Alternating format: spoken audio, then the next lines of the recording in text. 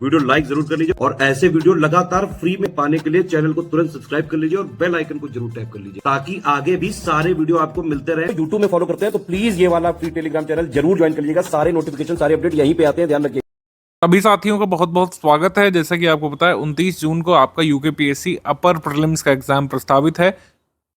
6 मई को विज्ञप्ति भी आ गई थी। ऑनलाइन आवेदन आपका शुरू हो चुका है 7 मई से और ये अंतिम तिथि इसकी 27 मई रखी गई है। तो पूरी संभावना है कि एग्जाम पोस्टपोन होगा नहीं और अपने निर्धारित समय पर ये होगा एग्जाम।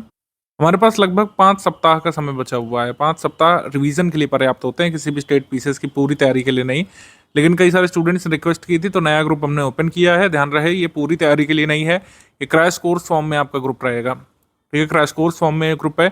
इसमें जो भी चीज़ें दी गई हैं आपको उसको स्टडी करके, उसको प्रैक्टिस करके, रिवीजन करके आप अच्छे से कट ऑफ निकालने की स्थिति में आ सकते हैं। ठीक है, पूरी तरीके से आप पूरा सिलेबस नहीं कंप्लीट कर सकते इन बचे दिवस में, ये सनद रहे आपको।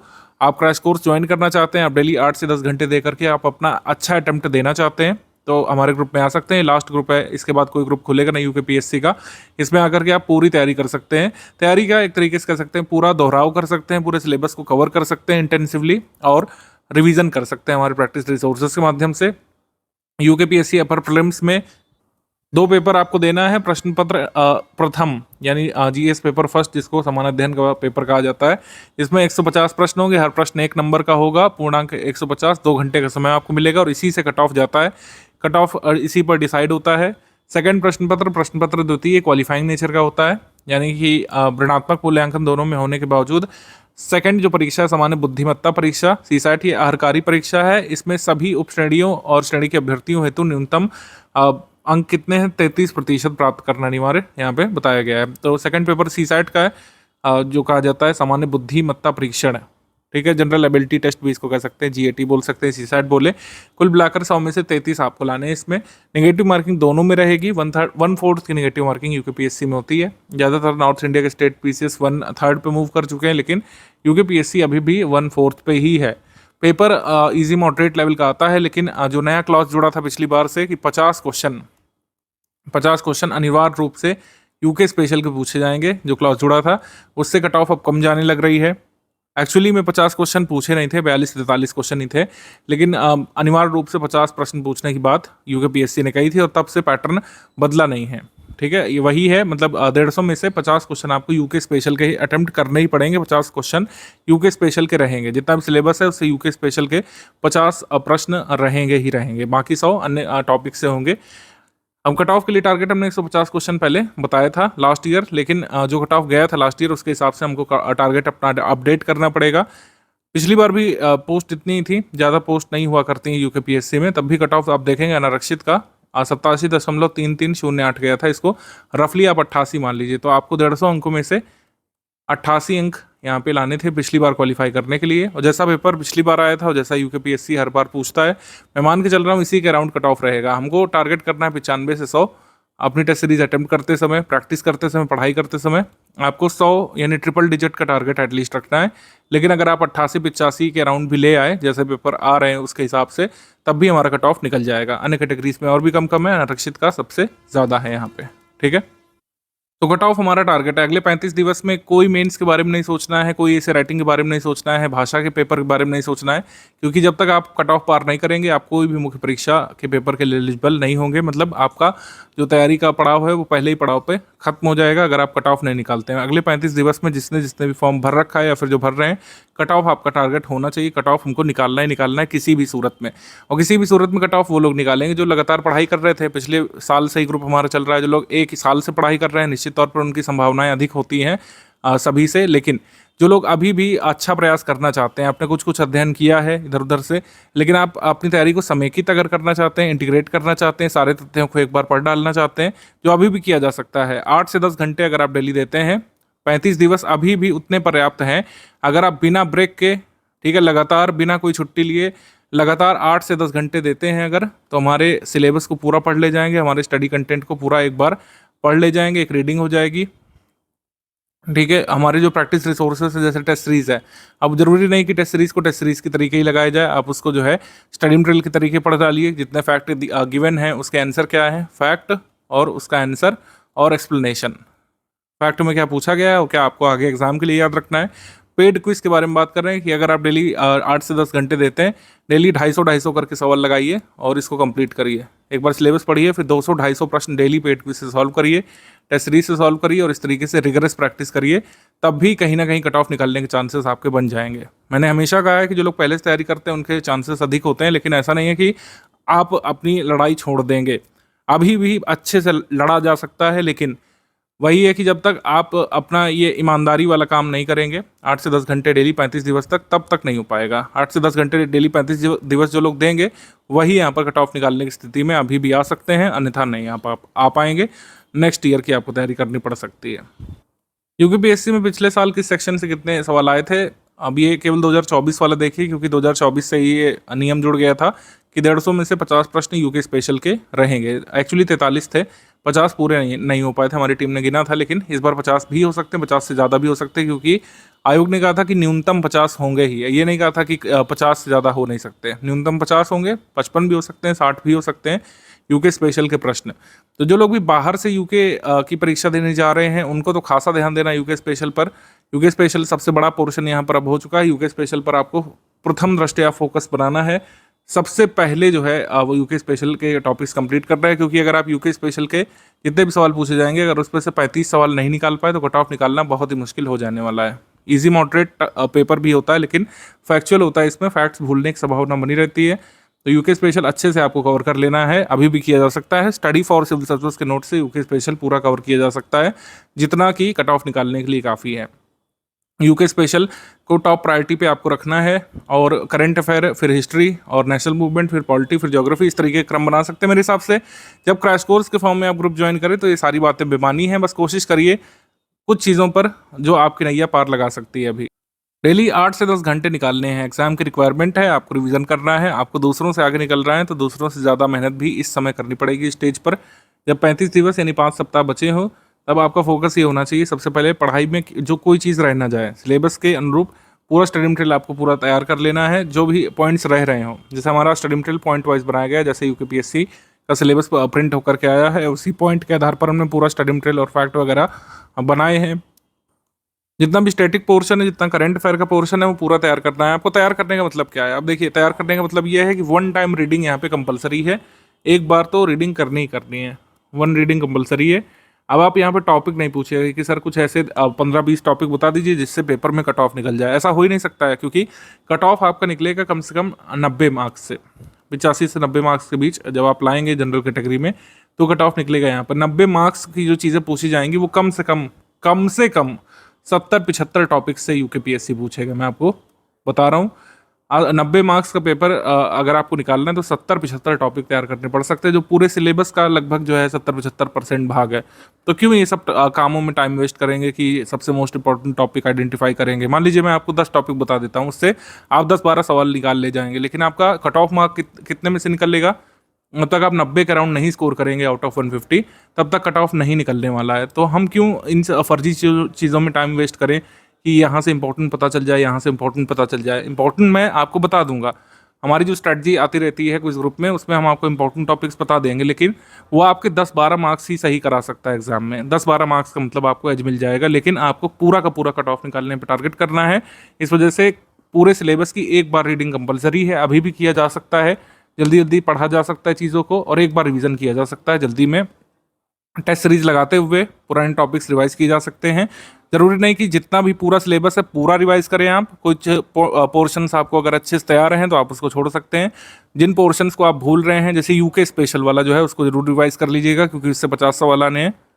और दूसरा पोर्शन करंट अफेयर, इसको तो इग्नोर करना ही नहीं है आपको। उत्तराखंड का current affair, national international current affair, ये सब पूरा तैयार करना है आपको। तो एक बार रीडिंग एक बार रिवीजन अभी भी किया जा सकता है, इसमें कोई बहानेबाजी नहीं होनी चाहिए मेरे हिसाब से, क्योंकि जो लोग पहले जुड़े हैं वो तो 4-5 बार रिवीजन कर रहे होंगे, आपको उनसे आगे निकलना है। तो एक रीडिंग और एक बार का रिवीजन यहाँ पे मैंडेटरी है, अभी भी किया जा सकता है। 35 दिवस डेली 8 से 10 घंटे दे के देखिए, क्यों नहीं होगा, बिल्कुल किया जा सकता है। फिर प्रैक्टिस की बात हो गई। अब प्रैक्टिस में यहाँ पे समस्या ये है कि आपने लेट ग्रुप ज्वाइन किया है, आप 35 दिवस में अगर क्रैश कोर्स फॉर्म में इसको पूरा करना चाह रहे हैं तो आप टेस्ट सीरीज के तरीके इसको नहीं लगा पाएंगे। आपको टेस्ट सीरीज को भी एज अ स्टडी मटेरियल ही तैयार करना पड़ेगा।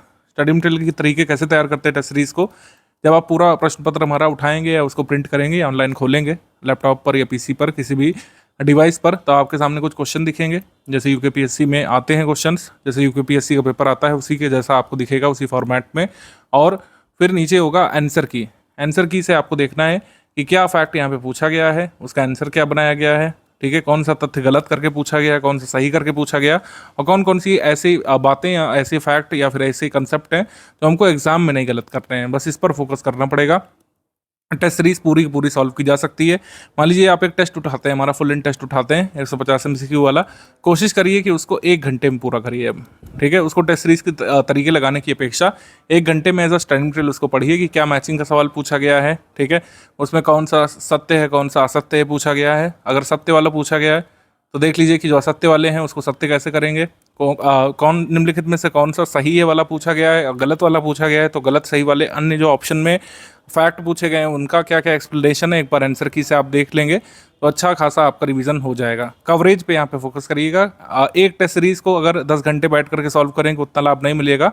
अगर आप हमारे सारे फुल एंड टेस्ट को लगा लेंगे एक बार, मतलब पढ़ लेंगे उसमें क्या पूछा गया है, क्या उसका आंसर है, क्या उसका एक्सप्लेनेशन है, क्या क्वेश्चन का ओरिजिन है, क्या कंसेप्ट पूछा गया है, अगर ये तैयार कर लिया आपने टेस्ट सीरीज से तो बढ़िया एज आपको मिल जाएगा। आप एग्जाम में एटलीस्ट उस तथ्य को आइडेंटिफाई कर ले जाएंगे अगर वो पूछा जाएगा तो। हमारी टेस्ट सीरीज पैटर्न ओरिएंटेड बनाई गई थी, यानी कि हमने 50 सवाल हमारी फुल एंड टेस्ट सीरीज में डाले हैं यूके स्पेशल वाले, तो उसका लाभ आपको मिलेगा। पेड क्विज से लगातार प्रैक्टिस करते रहिए। पेड क्विज से भी अब इक्का दुक्का क्वेश्चन करने का टाइम नहीं है। मैंने जैसे बताया अब कम से कम 200 क्वेश्चन तो आपको कर रहे ही हैं। इसको 250 350 तक ले जा सकते हैं, अच्छी बात है।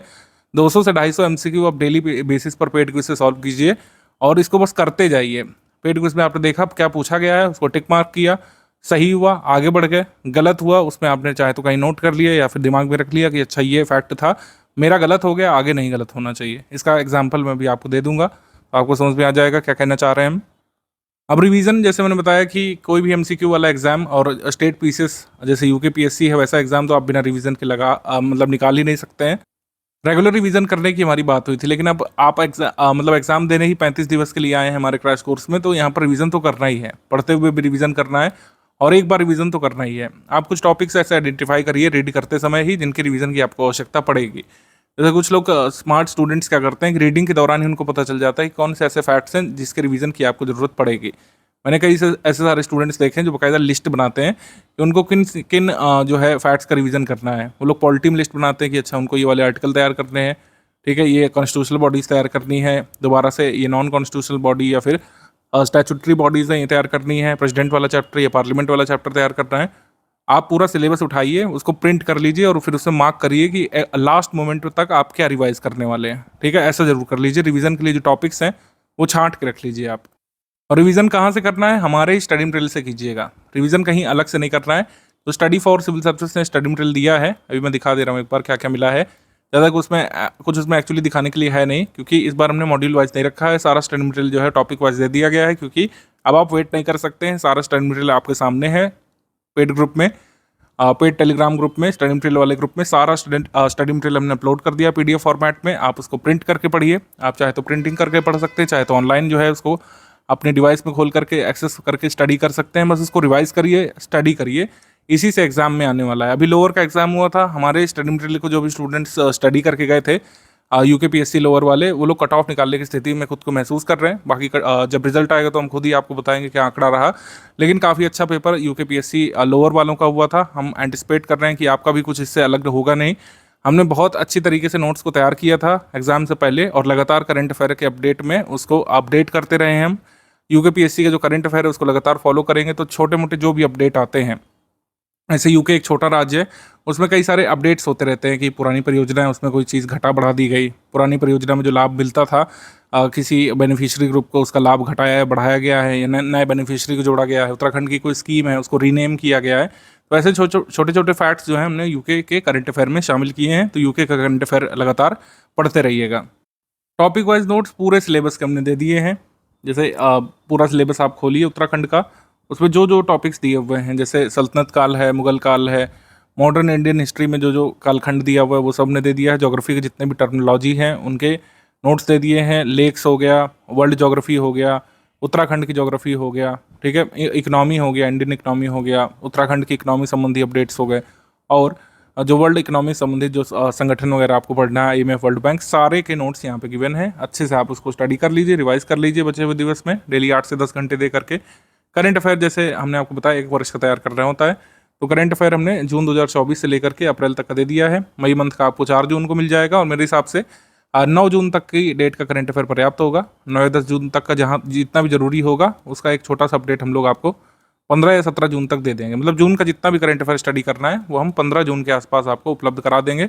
आप बस उतना तैयार कर लीजिएगा। और मैं आपको बताता हूँ कि जब हम तैयारी नहीं भी कराते थे यूके की, वैसे तो हमने 6-7 वर्षों से कराना शुरू कर दिया, लेकिन जब स्टडी फॉर सिविल सर्विसेज सिर्फ करंट अफेयर देता था यूके के लिए, सारे के सारे करंट अफेयर के सवाल हमारे उत्तराखंड के स्टूडेंट्स जो है अपने स्टेट पीसीएस के एग्जाम में, चाहे लोअर हो या अपर हो, सही करके आते थे। इस बार भी ऐसा ही मौका आपको मिल रहा है।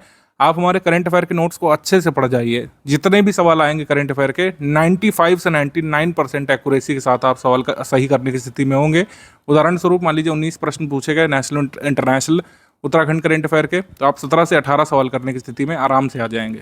ठीक है, ऐसा होता है हमारा current affair, study for civil services का करंट अफेयर। तो स्टडी मटेरियल करंट अफेयर की बात हो गई। हमने आपको बताया कि टेस्ट सीरीज टोटल 38 हमने दी है। अब 20 फुल एंड टेस्ट सीरीज जिसमें है, जिसमें 150 सवाल होंगे, 18 सेक्शनल टेस्ट होंगे। इसमें फुल एंड टेस्ट में टोटल 150 MCQ होंगे, सेक्शनल टेस्ट में हर टेस्ट में 50 सवाल होंगे। तो इतने सवाल लगा डालिएगा जरूर।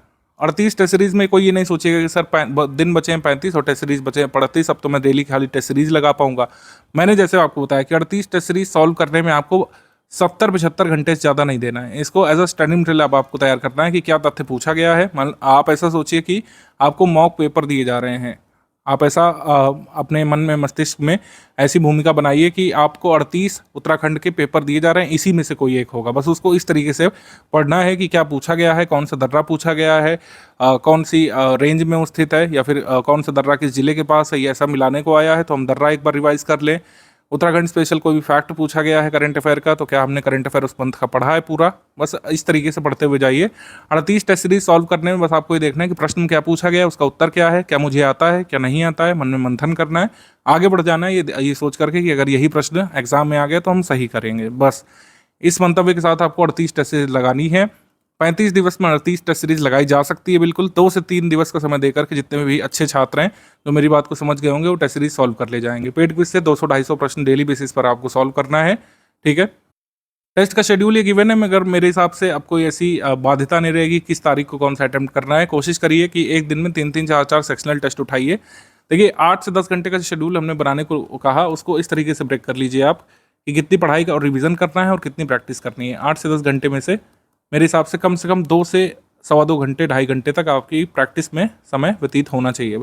प्रैक्टिस में क्या कर रहा है, डेली जो है कम से कम 3-4 full end test series practice की। ठीक है, डेली बेसिस पर कम से कम 3 से 4 full end test series practice की, प्लस उसमें ऐड कर दिया 200 से 250 MCQ पेड क्विज वाले। और इसको लगाना कैसे, मैंने बताया कि इतना करने में 2.5-3 घंटे में इसको कंप्लीट कर लेना है। 3 से 4 फुल एंड टेस्ट और 250 MCQ 2-2.5 घंटे के टाइम स्पैन में आपको कंप्लीट करना है। मतलब आपको जो बस देखना है कि प्रश्न क्या है। ठीक है, आपको देखना है कि प्रश्न क्या पूछा गया है, प्रश्न में क्या चीज़ पूछी गई है, उसका उत्तर क्या है, और 4 ऑप्शन से संबंधित अगर कोई एक्सप्लेनेशन गिवन है हमारी टेस्ट सीरीज में तो उसको देखिए, प्रश्न उत्तर है, इस तरीके से देखते हुए चलना है। कई सारे प्रश्न टेस्ट सीरीज और पेड क्विज से डायरेक्टली आएंगे, इसी वजह से हम प्रश्न उत्तर देखने को कह रहा हूँ। लोअर में भी ऐसा हुआ था, UKPSC अपर में भी ऐसा ही होगा। ये फुल लेंथ वाले का दिया हुआ टाइम प्लान, सिर्फ टाइमिंग लिखिए, यहाँ पे डेट नहीं लिखिए। तो भी मैंने कहा कि डेली जो है 3-4 उठाइए, आप 3-4 फुल लेंथ उठाइए, 3-4 फुल लेंथ उठाइए। और जब सेक्शनल टेस्ट सॉल्व करने की बारी आएगी तो कम से कम 7 जो है सेक्शनल उठाइए एक दिन में। और जैसे कुछ लोग स्ट्रैटेजी पूछते हैं कि सर कब करना चाहिए, मेरे हिसाब से जब आप सिलेबस की एक रीडिंग कर चुके हो तो आपको टेस्ट सीरीज लगानी शुरू कर देनी चाहिए। एक रीडिंग हो जाए पूरे सिलेबस की, ठीक है, फिर जो है टेस्ट सीरीज लगाइए। अब सिलेबस पढ़ा है कि नहीं कैसे पता चलेगा, एक रीडिंग हमारे स्टडी मटेरियल की कीजिए। आप इधर उधर से आपने जो भी पढ़ा हो हम उसको मान्यता नहीं देते हैं। हमारे स्टडी मटेरियल में से अगर आपने UKPSC का तैयार किया है तो आप हमारी टेस्ट सीरीज सॉल्व करने लायक हो जाएंगे। ठीक है, हमारे स्टडी मटेरियल को पढ़ने के बाद अच्छे से आप टेस्ट सीरीज देना शुरू कर सकते हैं और टेस्ट सीरीज लगाते लगाते ही रिवीजन मोड में आ सकते हैं कि क्या चीज़ गलत हुई, उसको एक बार स्टडी मटेरियल से रिवाइज कर लिया। लास्ट 35 दिवस जब बचते हैं हमारे एग्जाम के तो सभी लोग पैनिक मोड में चले जाते हैं। कई सारे लोगों को लगता है कि इतना सब कुछ कैसे तैयार होगा। जो लोग साल भर पढ़ते हैं उनको भी पैनिक मोड आता है, और जो लोग अभी 1-2 महीने पहले से ही UKPSC के लिए पढ़ना शुरू किए होंगे, नोटिफिकेशन आने के बाद की एग्ज़ाम 29 जून को ही होगा, उसके बाद जिन लोगों ने पढ़ना शुरू किया होगा उनके अंदर भी पैनिक है इसको निकालिए आप और प्रैक्टिकलिटी पे सोचिए। प्रैक्टिकलिटी क्या है कि हमको एग्जाम की डिमांड पूरी करनी है। एग्जाम की डिमांड क्या है? एग्जाम की डिमांड कैसे जस्टिफाई होगी? कट ऑफ से। एग्जाम की डिमांड है आपके सामने जो क्वेश्चन पेपर होगा 29 जून को, उसमें आपको उतने सही सवाल निकालने पड़ेंगे जितना कट ऑफ डिक्लेयर किया जाएगा। ठीक है, यही एग्जाम की डिमांड है एक्चुअली में। एग्जाम की डिमांड पूरी करने के लिए स्टूडेंट क्या करता है? सिलेबस को तैयार करता है। सिलेबस को तैयार करने के लिए जो हमने चीज़ दी है वो क्या है? स्टडी मटेरियल आपको और प्रैक्टिस रिसोर्स है। ये दो चीज़ें हमने दी हैं, दो शस्त्र आपके जो आपको एग्जाम को टैकल करने में हेल्प करेंगे। और तीसरी चीज़ है रेगुलर रिवीजन, प्रैक्टिस, दोहराव, एनालिसिस, ये सब चीज़ें हैं। अब इतना सब कुछ डेली बेसिस पर 8 से 10 घंटे में लगातार 35 दिवस तक करना है और चीज़ें आसान हो जाएंगी एग्जाम वाले दिन। 35 दिवस तो बहुत कड़े जाने वाले हैं। इतना स्टडी मटेरियल है, इतने प्रैक्टिस रिसोर्सेज हैं, इतने सारे सवाल सॉल्व कर रहे हैं, लेकिन 35वें दिवस जिस दिन आप एग्जाम में अपीयर होंगे उस दिन काफ़ी कंफर्टेबल महसूस करेंगे अगर अपने को, अपने शरीर को, अपने मस्तिष्क को आपने इन 35 दिवस में कष्ट दे दिया तो सिलेबस, प्रैक्टिस रिसोर्सेस, सिलेबस की डिमांड कैसे पूरी होगी? स्टडी मटेरियल से। स्टडी मटेरियल हमने टॉप क्लास यहाँ पे दिया हुआ है। लोअर वालों को भी काफ़ी फ़ायदा हुआ है इससे। कई सारे लोगों ने कमेंट किया था। और बाकी तो रिजल्ट वाले दिन पता लगेगा ही, लेकिन स्टडी मटेरियल प्रैक्टिस रिसोर्सेज को आप तैयार कर लीजिए। कई लोग 350 दिन से तैयार कर रहे हैं तब भी नहीं कर पाएंगे। कई लोग जो है 35 दिवस में भी तैयार कर सकते हैं, ये आपके ऊपर है। जितने भी लोगों ने हमारा स्टडी मटेरियल का ग्रुप ज्वाइन किया है, संख्या काफ़ी ज़्यादा है। सारे लोग तो सिलेक्ट नहीं होने वाले फाइनली मेंस के लिए, क्योंकि सीटें उतनी लिमिटेड होती हैं हमेशा। लेकिन जिन लोगों ने हमारी बात मानी होगी, जिन लोगों ने स्ट्रैटेजी को शुरू से फॉलो किया है, वही लोग सिलेक्ट होते हैं। तो आपको तय करना है कि आप किन लोगों में आना चाहते हैं। आप जो है लाइन के उस तरफ आना चाहते हैं कि इस तरफ आना चाहते हैं, ये आपको डिसाइड करना पड़ेगा। डिसाइड करना इन्हीं 35 दिवस में आपको लगातार शुरू कर देना है। जो लोग ग्रुप ज्वाइन करेंगे, एटलीस्ट जो 35 दिवस वाला ग्रुप ज्वाइन करेंगे, उन्हें ये बात सीरियसली लेनी चाहिए कि अब आपको जो है पढ़ना है लगातार डेली 8 से 10 घंटे। तभी आपने जो मतलब एफर्ट लगाए हैं, जो इन्वेस्टमेंट किया है और जो टाइम इन्वेस्ट आगे करेंगे, और उसका जो फ्रूट लेने का समय है 35वें दिवस यानी 29 जून को, वो तभी मिलेगा जब इन 35 दिवस पर सीरियसली तैयारी की जाएगी। डाउट क्लियरेंस वाले ग्रुप में जो लोग आए हैं, हमारा डाउट क्लियरेंस ग्रुप जो है प्रायोरिटी बेसिस पर चलता है एग्जाम से पहले। जैसे यूकेपीएससी का एग्जाम आने वाला है तो यूके स्पेशल का आप कोई भी डाउट पूछिए, हमारे यूकेपीएससी के सिलेबस संबंधित कोई भी डाउट आप पूछिए, करंट अफेयर का डाउट पूछिए, नेशनल इंटरनेशनल करंट अफेयर का, स्टेट लेवल करंट अफेयर का, सारे डाउट बताए जाएंगे। ल्यूसिडली आपको एक्सप्लेन किया जाएगा। कोई भी आपका डाउट है उसको छोड़ेंगे नहीं हम लोग, मतलब पूरा डाउट यहाँ पे क्लियर करेंगे। जहाँ तक आपको नहीं समझ में आता वहाँ तक समझाएंगे। और पहले हमारा 6 घंटे का कमिटमेंट होता था कि 6 घंटे के भीतर आपको जवाब मिलेंगे, लेकिन अब एग्जाम चूँकि नज़दीक है, आप कभी पूछेंगे तुरंत ही उसके जवाब देने की कोशिश की जाएगी, बशर्ते आपका डाउट जो है यूके का जो ये मतलब पीएससी एग्जाम है इसका जो सिलेबस है इससे संबंधित हो, मतलब सिलेबस संबंधित हो, यूके पीएससी अपर के सिलेबस संबंधित कोई भी डाउट आप पूछेंगे उसको तुरंत ही आप सॉल्व किया जाएगा एग्जाम की डेट तक। 29 जून तक अपनी एफिशिएंसी बनाइए, क्योंकि एक चीज़ क्लियर है कि वैकेंसी ये लगातार नहीं है। ये वैकेंसी आपको साल 2-3 साल में एक बार देखने को मिलती है। तो वैकेंसी जब रेगुलर नहीं है, कई सारे लोग लगातार तैयारी में जुटे रहते हैं 2-3 वर्षों से, आपको उनको पीछे अगर करना है तो डेली 8 से 10 घंटे हमारे स्टडी मटेरियल के साथ, हमारे प्रैक्टिस रिसोर्सेज के साथ समय व्यतीत करना ही पड़ेगा। ठीक है, अपने जिगर को मजबूत करना पड़ेगा, लगातार अपने को विश्वास दिलाना पड़ेगा कि जो चीज़ें हम पढ़ रहे हैं इससे एग्जाम में आएगा और एग्जाम क्लियर होगा। कई सारे लोगों का हो चुका है। ठीक है, हम जो है लगातार तैयारी करा रहे हैं। चूँकि रेगुलर वैकेंसी है नहीं यूकेपीएससी के, तो हम ज़्यादा ऊंचा लंबा क्लेम तो करेंगे नहीं, लेकिन जब से जो है 2014 के बाद की जितनी वैकेंसी आई है लोअर और अपर की, हमने उसकी तैयारी कराई है और तमाम स्टूडेंट्स यहाँ पर सिलेक्ट हुए हैं। यूकेपीएससी के एग्ज़ाम में फैक्चुअल सवाल ज़्यादा आएंगे। हम एंटिसिपेट कर रहे हैं कि कुछ मैचिंग वाले सवाल जो आते हैं उसकी संख्या बढ़ती हुई देखने को मिल सकती है। थोड़ा मॉडरेट साइड इसको रखा जा सकता है, लेकिन फैक्चुअल क्वेश्चंस तो रहेंगे ही, मैचिंग में भी रहेंगे, मल्टीपल स्टेटमेंट भी आएगा तो भी फैक्चुअल साइड ही रहता है। तो जैसे पीएम विश्वकर्मा योजना का उदाहरण यहाँ पे गिवन है कि यूकेपीएससी जो है कैसे प्रश्न यहाँ पे पूछता है। यहाँ पे यूपीपीएससी लिख गया है, इसको सही करेंगे। यूके स्पेशल से प्रश्न हो या फिर अन्य सिलेबस के बिंदुओं से सवाल हो, ऐसे प्रश्न यूकेपीएससी प्रीलिम्स में पूछे जाते हैं। लोअर में भी ऐसे प्रश्न होते हैं ज़्यादातर केसेस में, अपर में भी ऐसे ही होते हैं। जैसे पीएम विश्वकर्मा योजना को कब जारी किया था, इसमें आपको डेट दे देंगे 4, उसमें आपको चूज़ करना पड़ेगा। पीएम विश्वकर्मा के लाभार्थी कौन होते हैं ये आपको चूज़ करने को आ सकता है। तो जितना भी मतलब हमारा स्टडी मटेरियल है उसमें सारे डिटेल्स गिवन होते हैं। ये पीएम विश्वकर्मा के बारे में बात हो गई। मान लीजिए विश्व बैंक है जो आपके सिलेबस का भाग है, वर्ल्ड बैंक, तो उसके बारे में जो भी इन्फॉर्मेशन ज़रूरी है वो उसमें गिवन रहेगी। ठीक है, उत्तराखंड की भूगोल है तो उसमें भूगोल संबंधी जो भी तथ्य हो सकते हैं, उत्तराखंड की मृदा हो गई, उत्तराखंड की नदियाँ हो गई, उत्तराखंड का उच्चावच हो गया, पहाड़ हो गए, पर्वत हो गए, दर्रे हो गए। ठीक है, ज्योग्राफी में ह्यूमन ज्योग्राफी वाली चीज़ें हो गई कि सेंसस वगैरह हो गया उत्तराखंड का। ठीक है, ये जितनी भी डिटेल्स है सब उसमें गिवन होगी। उत्तराखंड की इकोनॉमी में कोई अगर एक्ट वगैरह है तो उसमें जितना भी एक्ट में डिटेल जरूरी होगा वो उसमें गिवन होगा। कुल मिलाकर के पूरा उत्तराखंड पीसीएस का जो सिलेबस है उसको हमने इस तरीके से कवर किया। जैसे एक एग्जांपल हमने दिया है कि किसी भी टॉपिक के बारे में 360 डिग्री डिटेल गिवन है, उससे अगर यूकेपीएससी का एग्जाम पैनल कुछ भी पूछना चाहे तो पूछ सकता है, आप उसको आंसर करने में सक्षम होंगे। एक बात और ध्यान रखना है कि कुछ क्वेश्चन हमेशा ही रडार से बाहर के होते हैं, आप सारे सवाल नहीं सॉल्व कर पाएंगे एग्जाम में, और ना ही एग्जाम की डिमांड है।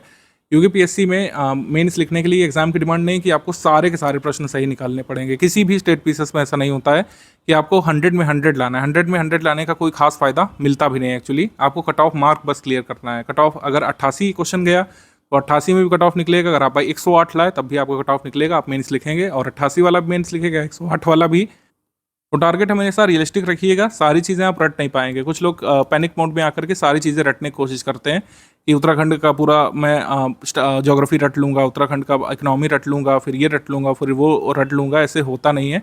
आपको रियलिस्टिक टारगेट यहाँ पे सेट करना है। टारगेट क्या है? हमारा कट ऑफ निकालना है। कुछ क्वेश्चन ऐसे होंगे जो आप आंसर नहीं कर पाएंगे, कुछ क्वेश्चन ऐसे होंगे जो डिस्प्यूटेड निकलेंगे आंसर की में, लेकिन आपका टारगेट है कि आपको ऑप्टिमम मार्क्स चाहिए। जैसे 88 पिछली बार कट ऑफ गया था, आपको 95-100 का टारगेट रखना है, और अगर इसी के आसपास कोई नंबर अचीव हो गया तो आप मेंस लिखेंगे इस साल। बस ये ध्यान रखिए। कुछ क्वेश्चन इतने टिपिकल, इतने ट्रिकी होंगे कि वो बस एग्जामिनर की आंसर की ही उसके बारे में विमर्श कर पाएगी। आपको उस डायरेक्शन में नहीं काम करना है। आपको कवर कितना करना है? जितना स्टडी मटेरियल में गिवन है, उससे बाहर नहीं कवर करने की कोशिश करनी है, उससे कम करने की कोशिश नहीं करनी है। जितना हमने स्टडी मटेरियल में दिया है उतना यहाँ पे अगर आप कवर कर ले गए तो आपका एग्जाम अभी भी निकल सकता है। ठीक है, ये उदाहरण मैंने दिया, आपको समझ में आया होगा कि जैसे पीएम विश्वकर्मा योजना है, उसमें क्या पूछा जा सकता है कि कब जारी किया गया था, इसके लाभार्थी कौन होंगे, लाभार्थी को क्या नहीं मिलेगा। ये थोड़ा सा कंसेप्चुअल होता है या फिर डिटेल पर आधारित होता है। ऐसे क्वेश्चन भी यूकेपीएससी पूछता है। तो अगर आपको पीएम विश्वकर्मा योजना के लाभार्थी के बारे में पता हो, हमारे स्टडी मटेरियल में से आपने पढ़ा हो कि क्या लाभ मिलता है, तो आप इसको आंसर कर लेंगे। ऐसे ही हर केस में वर्ल्ड बैंक के बारे में अगर आपने 360 डिग्री पढ़ा है, स्थापना से लेकर जो महत्वपूर्ण उसमें चरण रहे हैं वर्ल्ड बैंक के डेवलपमेंट में, रिसेंट को न्यूज़ आई हो, वर्ल्ड बैंक के फाउंडर के बारे में पूछा गया हो, प्रेजेंट में उसकी अध्यक्षता कौन कर रहे हैं, चेयरपर्सन होते हैं कि प्रेसिडेंट होते हैं, किस देश से हैं वो चेयरपर्सन या प्रेसिडेंट, ये सारी चीज़ें, जितनी भी छोटी छोटी चीज़ें हैं वो सब हमने कवर करा दी है। छोटी चीज़ें पूछ लें चाहे डिटेल में पूछ लें, छोटी छोटी चीज़ों को डिटेल में पूछ लें इस तरीके से, कौन सा कथन सही है कौन सा गलत है उस तरीके से पूछ लें, या फिर वन लाइनर टाइप पूछ लें या मैचिंग टाइप पूछ लें, आप आंसर करने में सक्षम रहेंगे ही रहेंगे। ठीक है, इसी के साथ मैं स्ट्रैटेजी को एंड कर देता हूँ। डाउट क्लियरेंस ग्रुप में कोई भी आपका डाउट है, आप अपना डाउट जो है पूछ सकते हैं वहाँ पर।